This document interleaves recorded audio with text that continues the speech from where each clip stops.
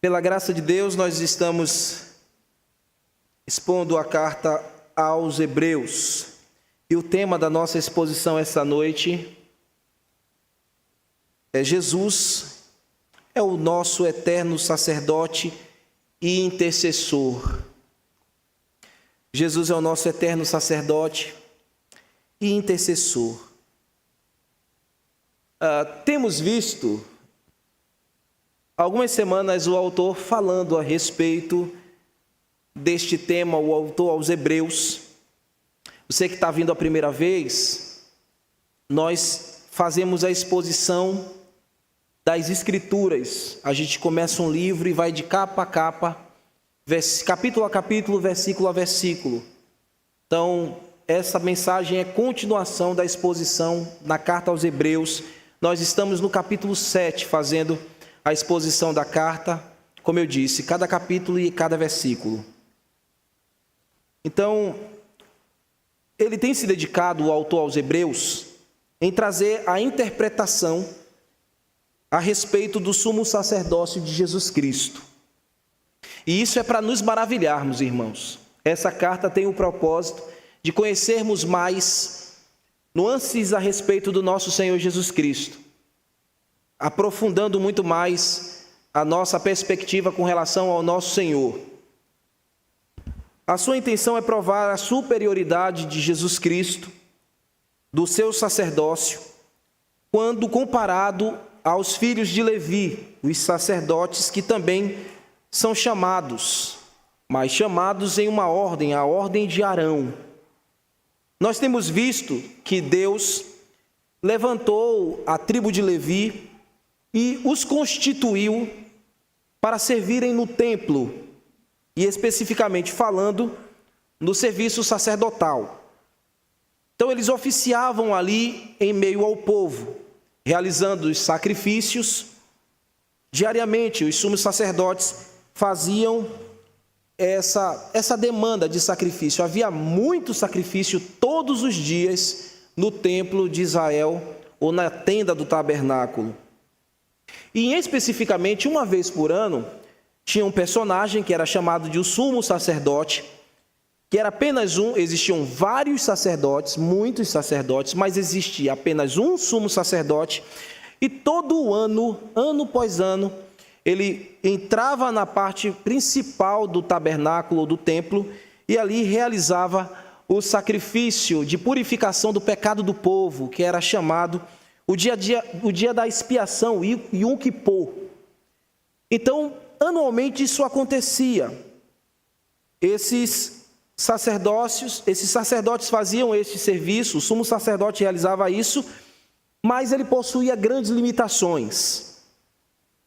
Eles sabiam, muitos deles piedosos, entendiam que aqueles sacrifícios apontavam para alguém superior, porque eles eram inferiores.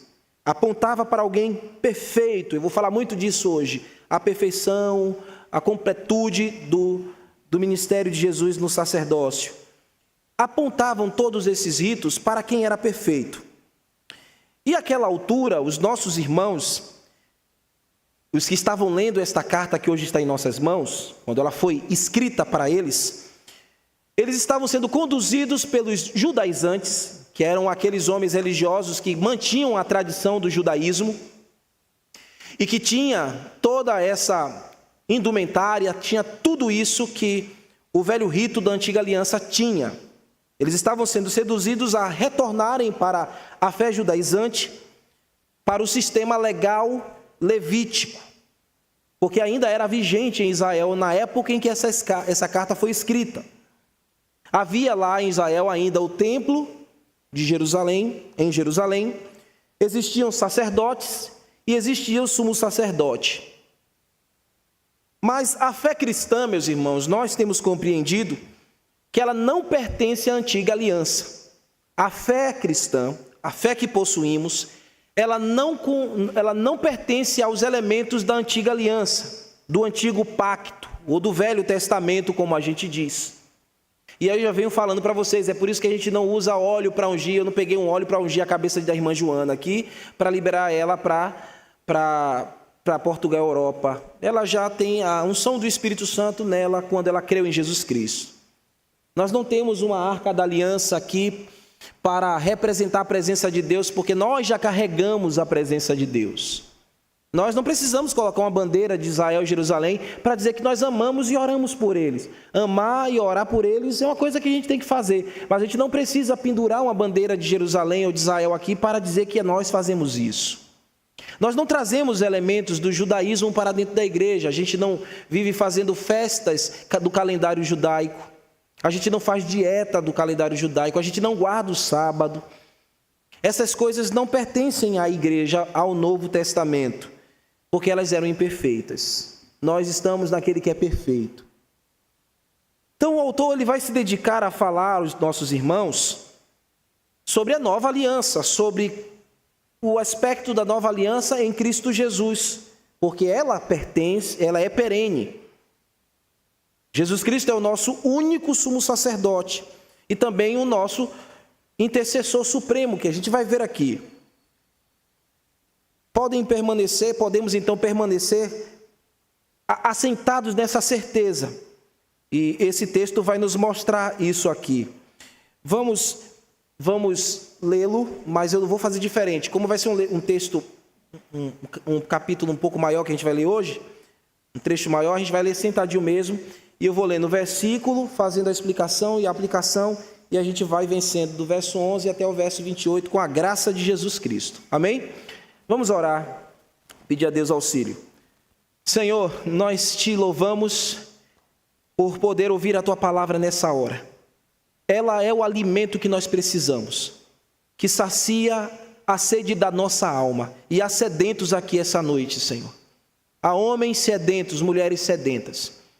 Há pessoas que estão com fome e sede da justiça que vem da tua palavra. Por isso, Senhor, entrega a tua palavra com poder e autoridade para que eles possam se alimentar essa noite, possam beber da tua palavra e saírem daqui com vida em si mesmos. Que a tua palavra se complete em nós e que não fale o homem, Senhor, mas que a tua graça transborde os nossos corações e o Senhor me ilumine o coração e a minha mente para que eu possa servir o teu povo, Senhor, teu grande povo aqui presente que veio ouvir a tua palavra, aos que estão presentes e àqueles que estão nos acompanhando pela internet.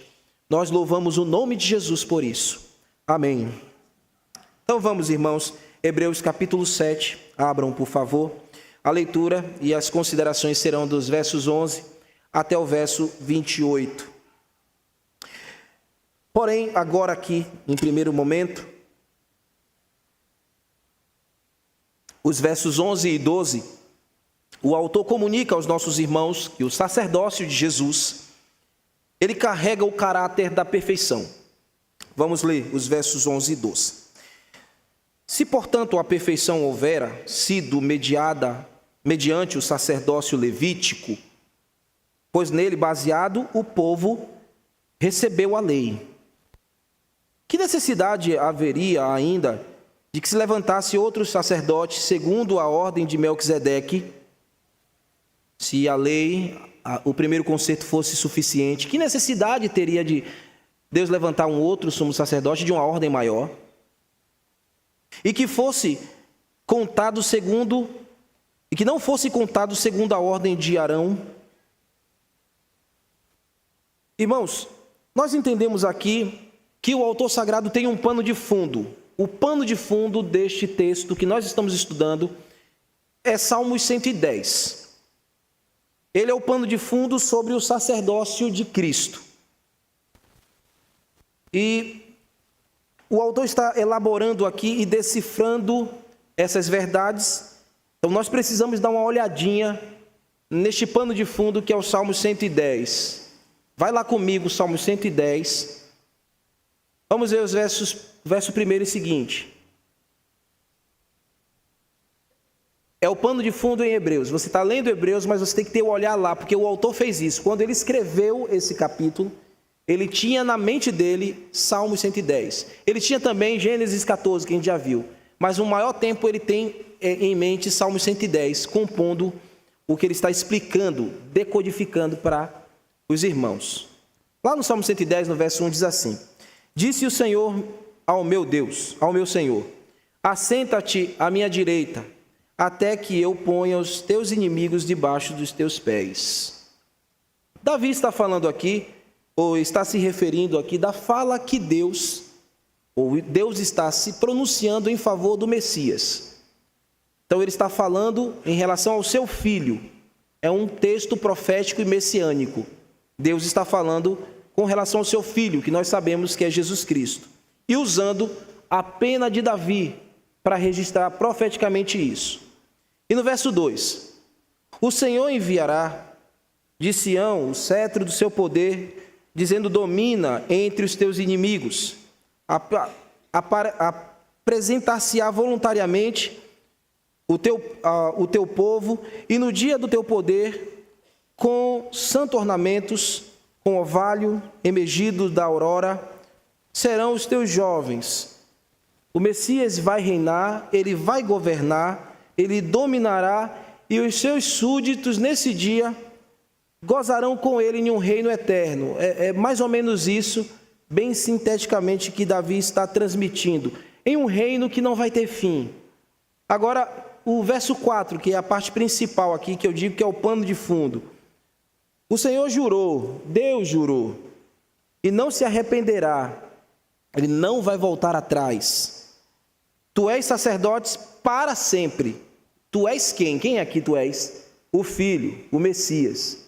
Tu és sacerdote para sempre, segundo a ordem de Melquisedeque.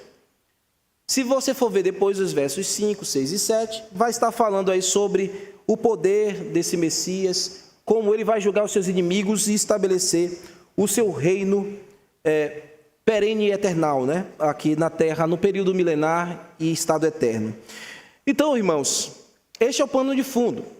O sacerdócio levítico, ele não era perfeito. E, portanto, o seu ofício tinha limites. Não tinha um peso de eternidade. O sacerdócio de Jesus Cristo é diferente. Ele já tem um peso de eternidade, enquanto o sacerdócio dos homens, dos filhos de Levi, tem um limite, é imperfeito. O sacerdócio de Jesus pertence a uma outra categoria e é uma classe superior e eterna. É o ofício perfeito no sentido completo. Porque a gente diz que o ofício de Jesus é perfeito porque foi completo. Não somente completo pelo fato de pertencer à categoria superior. Esse ofício sumo sacerdotal de Jesus é que nós devemos nos agarrar. É nessa esperança que os irmãos precisariam desenvolver a fé deles. E aonde nós desenvolvemos a nossa fé. Aquele que entrou com perfeição nos céus e foi feito por Deus sacerdote eterno, e o seu sacrifício, o sacrifício que ele fez por si mesmo, é perfeito e perene. Por isso nós podemos estar garantidos diante do ofício daquele que é perfeito, e o seu sacrifício também é eterno. Os sacrifícios realizados pelos oficiais da antiga lei não comunicavam peso de eternidade, mas o sacrifício de Jesus tem um peso para sempre. Veja o verso 12 em Hebreus. Pois quando se muda o sacerdócio, necessariamente há também mudança de lei. Quando Deus estabeleceu o seu Filho como sacerdote eterno, houve uma mudança de sistema. Ele modificou isso. Uma mudança de lei. Aquilo que era imperfeito, limitado, teve de abrir lugar para aquilo que é ilimitado e perfeito. Então Deus está substituindo aqui por algo maior. Jesus vem para substituir homens limitados, ofício limitado, e para fazer um ofício eterno e ser o sacerdote para sempre. Algo que o antigo sistema não poderia entregar. Então, olha como ele está construindo na mente dos irmãos que voltar ao sistema da antiga aliança era regressar a algo que estava fadado a não ter sucesso. O novo sacerdócio, ou o sacerdócio de Jesus Cristo, Ele é uma nova constituição. Deus está constituindo uma nova lei, uma nova aliança naquele momento. Por isso, meu querido irmão, você deve se apegar, então, àquele que é perfeito e não às coisas imperfeitas, ao que é eterno e não às coisas transitórias. A nossa fé está ligada a Cristo, porque Ele é completo e perfeito, e não transitório e limitado. No ofício de Cristo, que Ele fez em nosso favor, o ofício com o qual Ele realizou com tamanha perfeição, naquela maldita cruz, foi um ato soberano e para sempre. Então imagina, irmãos, quanta sangria, de quantos animais morriam naqueles atos cerimoniais, todo ano e todos os dias, animais morrendo, muito sangue, para cobrir o pecado, porque não haveria condição de perdoar pecado se não houvesse derramamento de sangue. Mas Jesus veio para eliminar essas coisas, em um movimento diferente agora. Não precisa mais tanta matança, essas matanças todas, esse sangue derramado, porque o sangue precioso foi derramado. O sangue perfeito seria derramado, o sangue de Jesus Cristo. É por isso que é melhor estar em Jesus. É por isso que é melhor render-se a Cristo e não retroceder em nada. Para nós aqui não retroceder da fé por nenhum tipo de sistema. E você saiba de uma coisa, existem muitos irmãos no tempo de hoje que são tentados a retroceder da fé em Jesus Cristo por muitos sistemas que acontecem e que chegam aí neste século que nós vivemos. Então as pessoas são seduzidas por qualquer coisa a voltarem a suas velhas práticas e abandonarem a Jesus Cristo, a nova constituição de Deus. Porque somente Jesus Cristo, somente em Jesus nós alcançamos a perfeição. É melhor ficar em Jesus, porque nele você vai obter a perfeição. É em Jesus Cristo que você vai alcançar a maturidade. É em Jesus Cristo que o cristão se torna perfeito, se torna maduro. O sumo sacerdócio de Jesus Cristo, ele nos tornou perfeito e maduro. Então, meus irmãos e ouvintes essa noite, se agarre a isso. Se agarre a esta perfeição comunicada na cruz do Calvário. Se agarre a esta promessa eterna, de vida eterna, que este sumo sacerdote tem para você, se você crer essa noite. Você que veio e entrou aqui, e que precisa de uma nova aliança, de um novo pacto, que é em Jesus Cristo, no seu sangue derramado para lhe dar vida. A sua morte vicária na cruz, lá no Calvário, assinou esse decreto eterno para todos aqueles que creem. Então a morte de Jesus, há 2000 anos atrás, é validado ainda hoje. Se você crê hoje em Jesus Cristo, você recebe a vida eterna, perene de Jesus Cristo. E você não precisará ter que pagar nenhum tipo de promessa, nenhum tipo de devoção a nada e a ninguém. Tudo isso em Jesus Cristo glorifica ao Pai que o constituiu eterno sacerdote. Agora veja o verso 13 ao verso 17. Fala sobre esse sacerdócio perene de Jesus Cristo, constituído não por uma legalidade humana. A gente vai ver isso. Não por legalidade humana. Porque aquele, diz assim o texto, porque aquele de quem são ditas estas coisas pertence a outra tribo, da qual ninguém prestou serviço ao altar. Pois é evidente que o nosso Senhor procedeu de Judá, tribo a qual Moisés nunca atribuiu sacerdotes. É isso aqui, irmãos. Percebam que o autor sagrado está sendo cuidadoso em dizer, com nitidez para os seus irmãos, com clareza, que a ascendência natural de Jesus Cristo não veio da tribo de Levi. Então, logicamente, ser sacerdote estaria fora de qualquer genealogia. Jesus não pertence à tribo de Levi, Jesus é da tribo de Judá, por isso que ele é chamado de leão da tribo de Judá. E automaticamente as pessoas poderiam dizer ali, então ele não tem legalidade para ser sacerdote. Este argumento do autor corrobora, meus irmãos, o sentido de que O sacerdócio realmente de Levi é inferior, e aquele a qual Jesus foi instituído é superior, porque ele não veio de uma genealogia humana. Veja o verso 15. E isto é ainda muito mais evidente quanto à semelhança de Melquisedeque. Olha o pano de fundo. Se levanta outro sacerdote, constituído não conforme a lei de mandamento carnal. A ideia aqui é a seguinte: sabemos que os sacerdotes da tribo de Levi, eles eram guiados por genealogia. Exemplo: filho de peixe, peixinho é. Era mais ou menos assim, ou tal é o pai, tal seja o filho. Era preciso uma genealogia. Se você, homem que está aqui me ouvindo, nascesse em Israel nesse período, e você fosse da família de um sacerdote, você já saberia qual seria o seu destino. O seu destino seria, você deveria ser sacerdote também, porque você estava dentro de uma genealogia, dentro dos filhos de Levi, e aí você tinha que também ser um sacerdote. E alguns deles se levantavam como o sumo sacerdote. Mas nada disso implicava a Cristo. O que acontecia com estes homens que pertenciam à tribo de Levi? Ora, o pai era sacerdote, depois que ele morria, o filho assumia, e assim o processo era cíclico. Eles eram meramente mortais, e isso sempre teria que ser substituído. Eles oficiavam até um determinado tempo, e eu ensinei para vocês na semana passada, eles começavam com 25 anos de idade e iam até 30 anos de idade no serviço. Mas eles deixavam essa prática e era substituído porque eles eram naturais. Eles eram homens e morriam.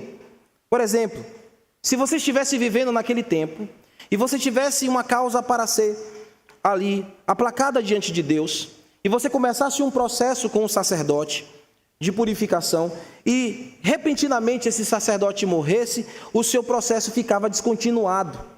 Então isso já mostrava a limitação dos serviços daqueles homens. Eles faziam com dedicação, mas eles eram simplesmente mortais, e eles não conseguiam que o seu ofício fosse perene, fosse eterno. Logo, o autor sagrado está dizendo que com Jesus Cristo é diferente. O seu sacerdócio não é de genealogia humana, é segundo a ordem de Melquisedeque, que ele disse lá no verso 3, no capítulo 7, que é aquele que não tem pai, não tem mãe, não tem genealogia, não tem dia de vida, nem dia de morte. Ou seja, é alguém que se aponta para algo eterno. E ele vai lançar luz a esse status que eu estou falando aqui, na parte final do verso 16 em diante. Acompanhe comigo, olha aí para o texto. Parte final do verso 16. Mas, segundo o poder de vida indissolúvel, com Jesus foi assim. Ele foi instituído sumo sacerdote, segundo o poder de vida indissolúvel, porquanto se testifica, tu és sacerdote para sempre, segundo a ordem de Melquisedeque. Meus irmãos, essa perenidade do sacerdócio de Jesus está nessa realidade aqui que o autor colocou.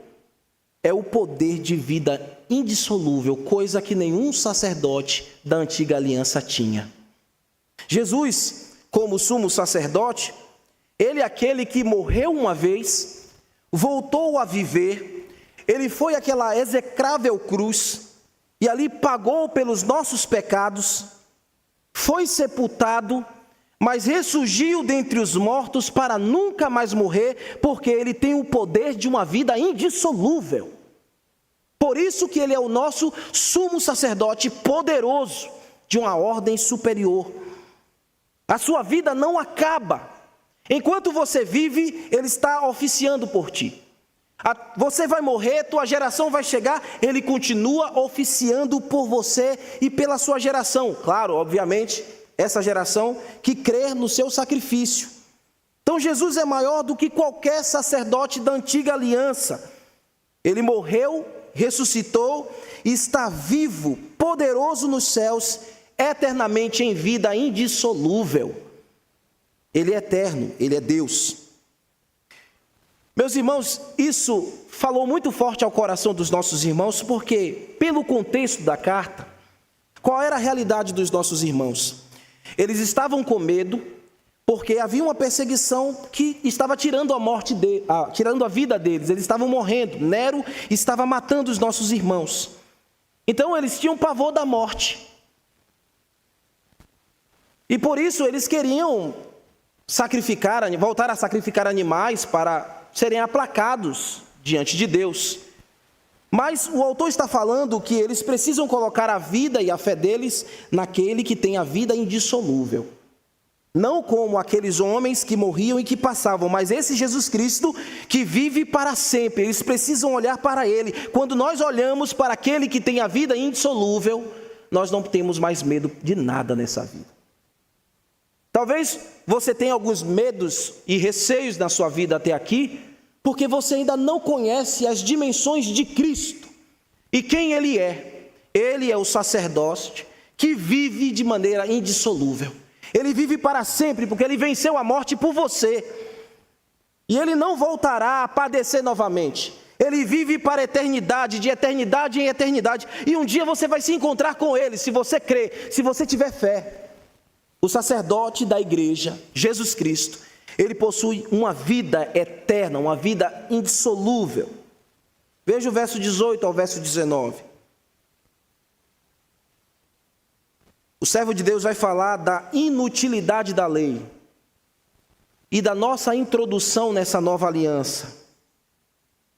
Isso que ele chama aquilo que nos aproxima de Deus. Veja o verso 18. Portanto, por um lado, se revoga a anterior ordenança, por causa da sua fraqueza e inutilidade. Ou seja, irmãos, a antiga aliança e a lei foram revogadas porque elas se tornaram fracas e inúteis. Você tem um bocado de gente ainda hoje, aí os adventistas mesmo, eles ficam muito baseados em muitas coisas da antiga aliança, mas ela se tornou inútil e fraca. Então, a fé que eles professam lá tem essa fragilidade também, essa inutilidade. Verso 19, pois a lei nunca aperfeiçoou coisa alguma. Vocês sabem muito bem, vocês que estão me ouvindo, sabem muito bem que a função da lei era apenas apontar o seu pecado e apontar o meu pecado. A lei nunca mostrou-se eficaz aos homens, porque todos os homens tropeçavam na lei. Ninguém foi aperfeiçoado pela lei. Todos tropeçaram, porque ela não era completa e perfeita. A lei apontava para Jesus Cristo, mas as pessoas não conseguiam fazer a leitura perfeita. Somente alguns que, pela graça, podiam entender que, naqueles atos cerimoniais, alguém estava sendo apontado, Jesus Cristo. A antiga aliança apontava para alguém maior, mas nem todos conseguiam enxergar. Hoje no Evangelho não, isso está estampado. Hoje nós dizemos quem é Jesus Cristo, o que Ele faz, o que Ele é, como poderoso Ele é para salvar e perdoar pecados. O autor está dizendo que Deus revogou um sistema que não tinha mais efeito. Deus revogou algo que não era mais útil, que era fraco. Chegou o momento da história, então, que o que Deus fez? Para revelar a sua vontade soberana e poderosa, Ele não quis mais se apresentar à humanidade por meio de tipologias das coisas do Velho Testamento. Agora Ele quis introduzir o seu Filho no mundo, e quando Ele fez isso, o Verbo se fez carne, habitou entre nós, e nós vimos a sua glória como a glória do unigênito Filho de Deus. A lei que era incapaz de salvar por causa da sua fraqueza e da fraqueza da nossa humanidade, por isso Deus fez a lei incapaz e pôde fazer no Filho, aquele que Ele constituiu, a semelhança da nossa natureza pecaminosa, a representação perfeita para nos salvar dos nossos pecados. É isso que Paulo fala, em outras palavras, em Romanos capítulo 8. Ele venceu o domínio do pecado e pôde ser o sacerdote perfeito que nos purifica a vida e a alma. Então este Filho de Deus, ao vir ao mundo, irmãos, como sacerdote, constituído por Deus, superior, Ele pode nos conduzir perfeitamente à salvação, quando a velha lei não poderia fazer isso por nós. Se a gente ficasse aqui, fiados na lei, nós estávamos fritos. Mas nós podemos confiar naquele que é superior, Jesus Cristo, e que nos conduz perfeitamente à presença de Deus. Em Jesus Cristo, você pode ser introduzido à presença de Deus. Veja a parte B do verso 19. E, portanto, e por um lado, se introduz esperança superior pela qual nós nos achegamos a Deus. Quando Deus revogou a antiga aliança e enviou o seu Filho a nós, Ele introduziu a nova aliança por meio da presença do seu Filho no meio dos homens e por meio do Evangelho pregado, a mensagem do Evangelho pregada, que é superior à mensagem da lei, à mensagem dos antigos ritos da velha aliança. Porquanto o seu sacerdócio pode perfeitamente nos introduzir diretamente a Deus, como sendo Ele o mediador perfeito. Veja aí o verso 20 ao verso 22. Ele é o mediador perfeito. E visto que não se presta juramento, porque aqueles sem juramentos são feitos sacerdotes. Ele está falando aqui, irmãos, neste verso,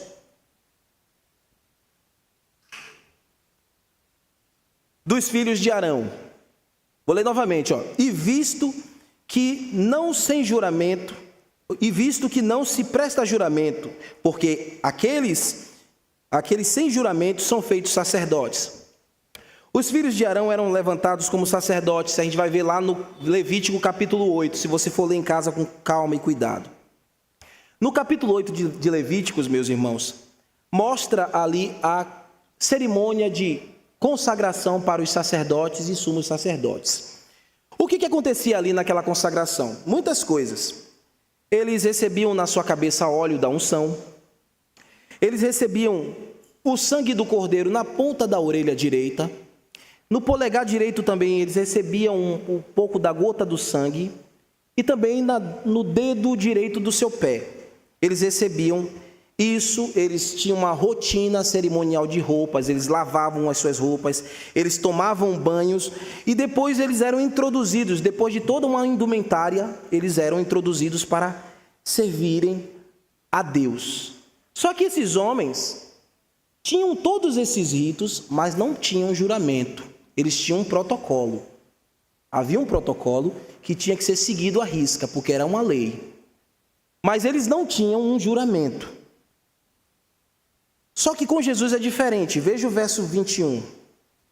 Mas este é Jesus que ele está falando. Com juramento, porque aquele que disse, ó o pano de fundo, o Senhor jurou e não se arrependerá, tu és sacerdote para sempre. E a gente sabe que é segundo a ordem de Melquisedeque. Aqui o autor está citando que com Jesus foi diferente. Segundo Salmos 110, versículo 4, diferentemente dos filhos de Arão, Jesus Cristo recebeu um juramento de Deus. O sacerdócio de Jesus não seguia um protocolo dos homens, ou um protocolo da lei que foi instituída para os homens, mas ele recebeu o seu sumo sacerdócio porque Deus, o Pai, jurou que ele seria sacerdote para sempre. Deus Pai garantiu que o Filho viveria eternamente sobre esta função. A nenhum homem Deus prometeu isso, mas ao Filho ele jurou: ele será o teu sacerdote para sempre. É o teu sacerdote para sempre. E quem prometeu isso foi Deus Pai. Se naquela época, irmãos, fosse aqui uma congregação de hebreus, e eu fosse sacerdote, ou sumo sacerdote, vocês não poderiam ficar apegados a mim eternamente, porque eu ia morrer, eu ia passar. Mas Jesus Cristo, vocês podem se apegar eternamente, porque ele vive para a eternidade, e Deus jurou que ele seria sacerdote e nunca mais deixaria de ser. Ele é o teu sacerdote. Por isso mesmo, meu irmão, Jesus é o fiador da tua alma. E isso é maravilhoso. O fiador da tua alma é Cristo, é Deus. A palavra fiador aqui no texto é aquele que garante, porque ele tomou o lugar em garantia de pagamento. Jesus Cristo veio a esse mundo, Deus o fez sacerdote, para que ele fosse o fiador da nossa alma, tomasse o nosso lugar e assegurasse a nossa alma diante do tribunal de Deus para sempre. Você sabe o que é isso? Sabe, se você for na tua força e no teu poder, diante do tribunal de Deus e querer se justificar, você não vai conseguir, por maior ato que você faça, mais belos atos que você possa fazer. Mas quando nós chegamos no tribunal de Deus, quando nós chegarmos lá, quem vai estar lá diante de nós e diante de Deus para defender a nossa causa, não será nenhum advogado humano, é o próprio Deus, Jesus Cristo, o nosso fiador, estará lá garantindo a nossa vida diante de Deus. E é isso que o autor quer que os irmãos tenham. Foi Jesus Cristo que garantiu a tua paz com Deus. Não foi o ofício dos homens. Tudo o que os homens faziam na velha aliança não garantiu a tua paz com Deus, mas a morte do Filho na cruz, a morte do sacerdócio de Jesus Cristo na cruz, esta sim garantiu a tua paz com Deus, garantiu a tua pacificação com Deus. Se você vive aqui essa noite, até aqui essa noite, sem paz, sem pacificação na alma, é porque você ainda não recebeu Jesus Cristo na tua vida, o sumo sacerdote eterno. É porque ainda você não viu essa graça que há em Jesus Cristo e não confiou a tua vida nas mãos dele para que ele possa garantir você para a eternidade. Sabe, a ira de Deus que estaria sendo despejada sobre mim e sobre muitos que estão aqui me ouvindo, foi despejada sobre o Filho de Deus, que tomou o nosso lugar e foi o fiador no nosso lugar. E por isso ele pode garantir a nossa justificação diante de Deus. Você que me ouve aqui essa noite, você só pode ser justificado na vida e na ação deste sacerdócio eterno de Jesus Cristo, entregando a sua vida a Ele, reconhecendo Ele como aquele que purifica e que faz a paz entre o homem e Deus. Ele é o nosso único mediador. Nós não precisamos sair de joelhos por aí, pagando penitência. Você não precisa barganhar nada com Deus. Tá bom, Deus, eu vou fazer isso, e ao passo que eu faça isso, você me dá aquilo outro. Não é isso. Tudo nosso está garantido em Jesus Cristo, o nosso sumo sacerdote, aquele que tomou o nosso lugar e é o fiador de todo aquele que crê. Creia em Jesus Cristo. Creia naquele que veio a este mundo, foi introduzido neste mundo e pode lhe introduzir à presença de Deus. Se você crê hoje, você pode ser introduzido à presença de Deus. A forma perene do sacrifício de Jesus garante vida eterna a todo aquele que crê. Por isso o autor nesta carta disse, lembra quando nós estávamos estudando o capítulo 4? A salvação não se perde, porque ela está garantida naquele que é o nosso fiador, Jesus Cristo. Claro que na vida comum ninguém hoje quer ser fiador de ninguém. Ninguém confia em ninguém. Ninguém quer colocar, como o Clerinho fala, o braço na seringa nesse sentido. Mas Jesus Cristo, Ele foi. Deus jurou que Ele seria eterno sacerdote. E Ele foi no nosso lugar na cruz para nos redimir. Veja o verso 23 e o verso 24. Ora, aqueles são feitos sacerdotes em maior número, os filhos de Levi. São feitos em sacerdotes em maior número, porque são impedidos pela morte de continuar. Este Jesus, no entanto, porque continua para sempre, tem o seu sacerdócio imutável. Ninguém vai poder mudar isso, irmãos. Eu não sei se você sabe, mas os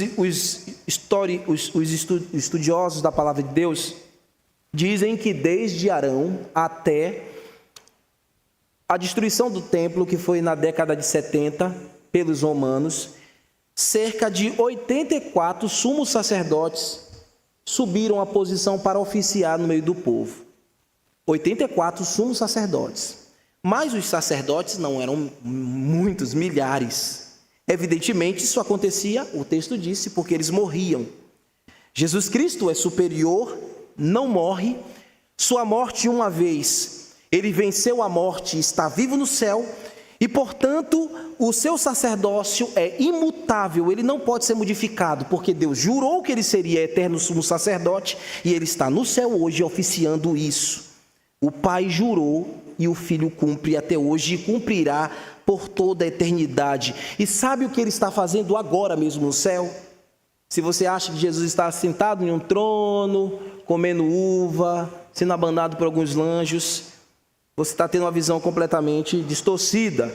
Veja o verso 25. Por isso, porque Deus jurou, porque o seu sumo sacerdócio é imutável, porque ele possui vida indissolúvel, por causa de tudo isso, por isso também pode salvar totalmente os que por ele se achegam a Deus, vivendo para sempre para interceder por eles. Amém. Sabe, irmãos, na vida é bom ter intercessores, ter pessoas que oram por nós, mas saber que Jesus está orando por nós, isso é muito profundo e maravilhoso. Sabe, eu posso esquecer de orar por você, você esquecer de orar por mim, mas o nosso supremo sacerdote está intercedendo por nós todos os dias e para sempre. Porque Deus jurou que ele iria fazer isso. Porque Deus o fez sumo sacerdote. Porque ele é eterno, ele vive por interceder. Ele está no céu agora, à destra das alturas, fazendo isso. Olhando para a tua vida, para as tuas dificuldades e orando por você. Ele olha para mim, vê minhas fraquezas, vê as minhas limitações, e ele não pede que Deus me julgue. Sabe o que ele faz? Ele fala para o Pai: olha, Pai, para o meu sacrifício. Não contemple a maldade que Francis está fazendo, mas olhe o meu sangue derramado por ele. Olhe o lugar que eu tomei, eu fui o fiador da vida dele, e por isso, Pai, fortalece, livra ele, traz a consciência para que ele se arrependa. É isso que Jesus Cristo faz. Jesus Cristo está olhando para você, para as suas dificuldades. Talvez você possa estar aqui ouvindo isso e estar dizendo: mas eu não tenho fé suficiente para isso. Jesus está intercedendo por você para que haja fé verdadeira no teu coração. Talvez lhe faltasse ouvir essa verdade. Jesus está orando por você, intercedendo por você, e ele vive eternamente para isso, para interceder por nós. Olha, meus irmãos, a situação era muito caótica para os nossos irmãos ali no primeiro século.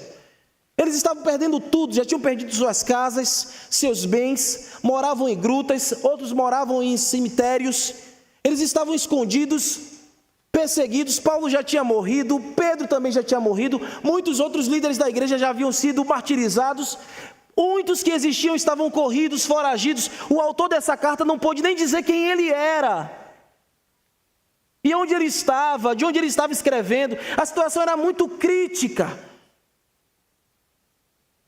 e o autor dizendo: olha, olhe para aquele que é o fiador da tua vida, porque embora não tenhamos mais os apóstolos aqui, embora não tenhamos líderes aqui, há o nosso líder supremo no céu que está orando por nós, para que nós sejamos fortes, firmes, enquanto essa perseguição e essa agrura e essa luta nós estamos passando.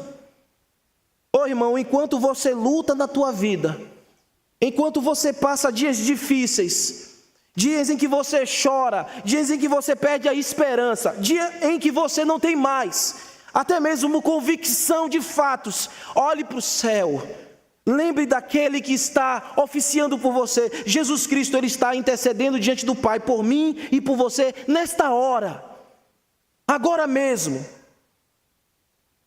Os céus para Jesus não é um resort, um paraíso, nesse sentido de ele ficar lá sem ter o que fazer.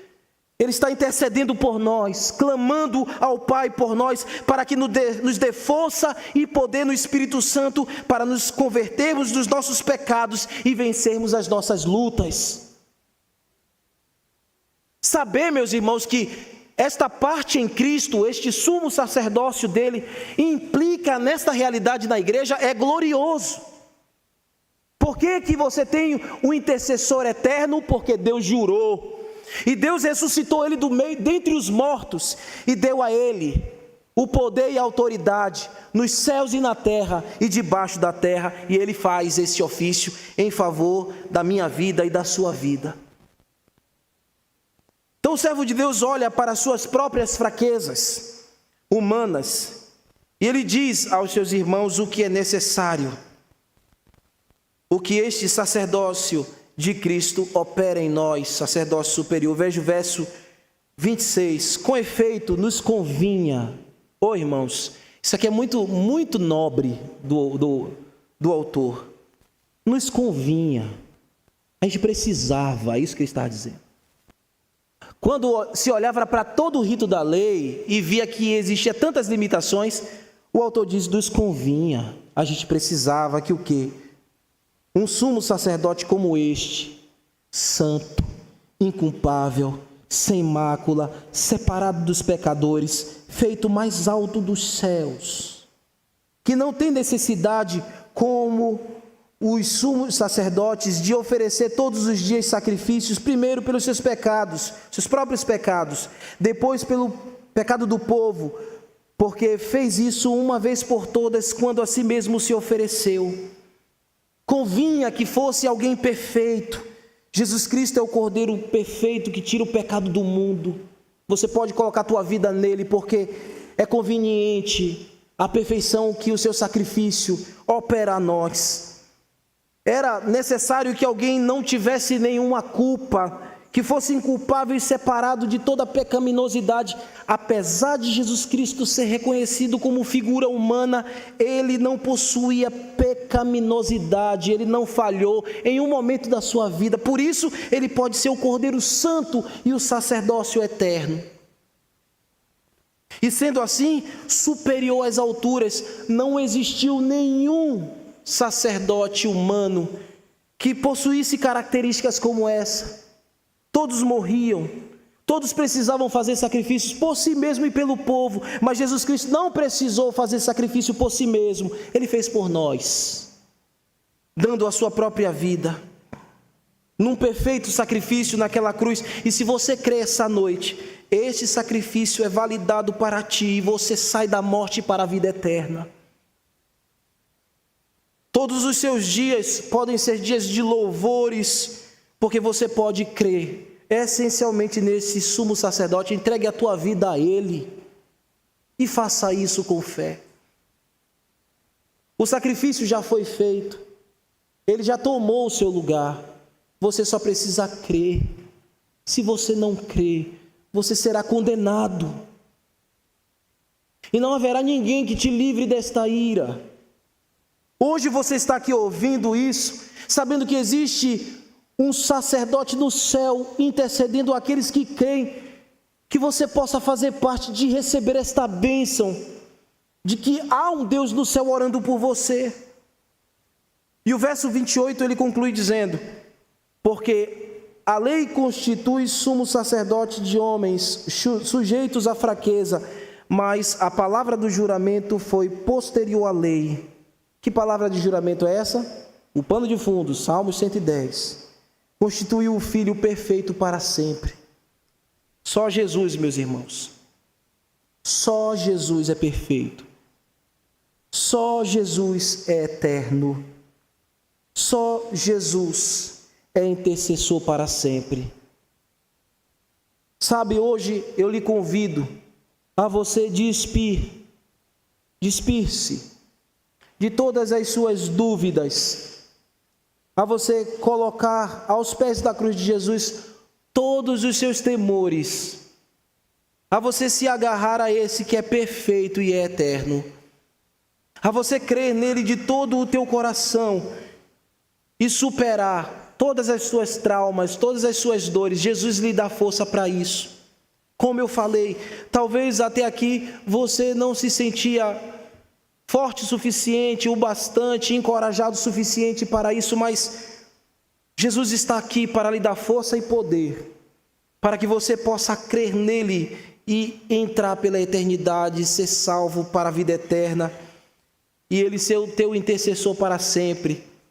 Quando é que essa intercessão de Cristo vai terminar? Nunca, é para sempre. Para sempre ele estará intercedendo por nós. Ele é o nosso fiador eterno.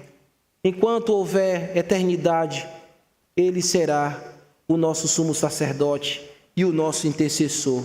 Agarre-se a Ele e creia nele para a vida eterna. Amém. Deus aplique a sua palavra no seu coração. Vamos ficar de pé e vamos orar.